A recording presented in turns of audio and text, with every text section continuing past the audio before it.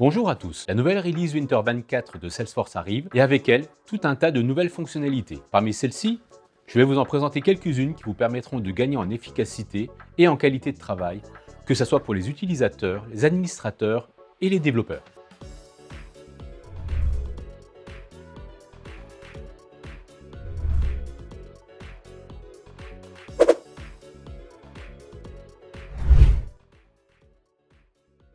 Concernant les emails, tout d'abord, des fonctionnalités spécifiques qui nécessitaient auparavant l'achat d'une licence complémentaire sont désormais incluses. Envoi retardé, email tracking, les raccourcis clavier ou encore l'engagement.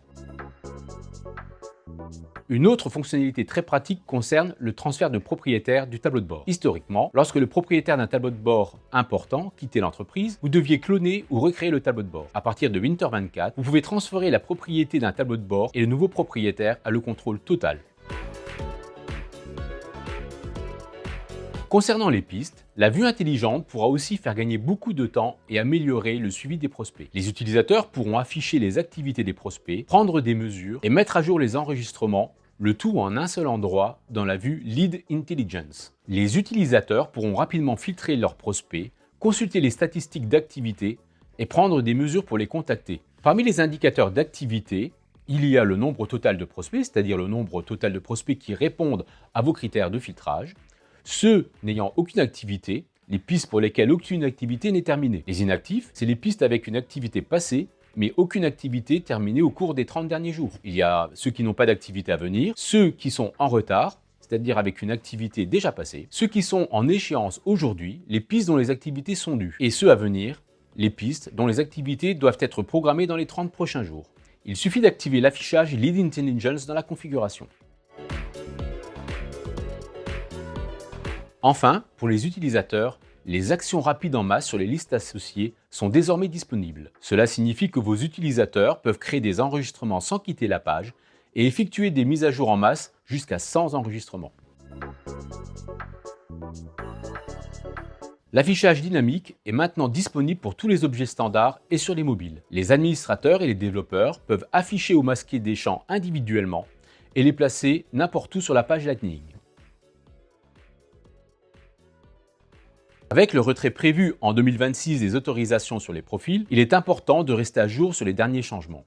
Vous pouvez maintenant créer des rapports personnalisés pour afficher toutes les assignations de jeux de permission ou de groupe, ainsi que les détails associés. Ce rapport vous permettra de suivre facilement qui a accès à quel jeu ou groupe de permission dans votre organisation Salesforce.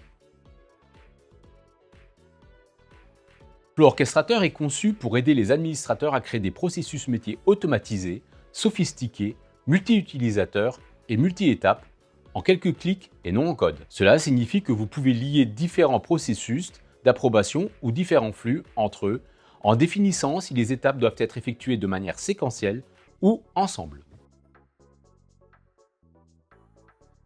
Vous pourrez utiliser le nouvel élément message d'erreur personnalisé pour créer des messages d'erreur explicites afin d'indiquer à l'utilisateur ce qui n'a pas fonctionné et ou comment le corriger. Vos utilisateurs gagneront en autonomie et vos flux deviendront plus fiables. Ces messages d'erreur peuvent être créés pour les flux avant et après enregistrement. En plus des méthodes HTTP GET et POST existantes qui ont été intégrées à Flow pendant quelques versions, les développeurs de flux pourront également utiliser les méthodes PUT, PATCH et DELETE. Ceci leur permettra de consommer ou diffuser de la data avec tous les systèmes d'information disposant de web services. Enfin, le nouvel élément Transform est un élément logique pour flux qui permet aux utilisateurs de mapper des sources de données vers un nouvel emplacement de données cibles. Sur cette image, vous pouvez voir que l'élément Transform affiche les données sources, les données cibles, certaines des connexions de mappage entre eux, ainsi que les boutons Formules supprimés sur l'une des relations. Si vous voulez plus de détails sur les éléments que nous avons exposés, vous pourrez voir le lien fourni dans cette vidéo. Bien sûr, il y a aussi toute la page officielle de Salesforce qui vous donneront toutes les autres fonctionnalités et bien plus de détails.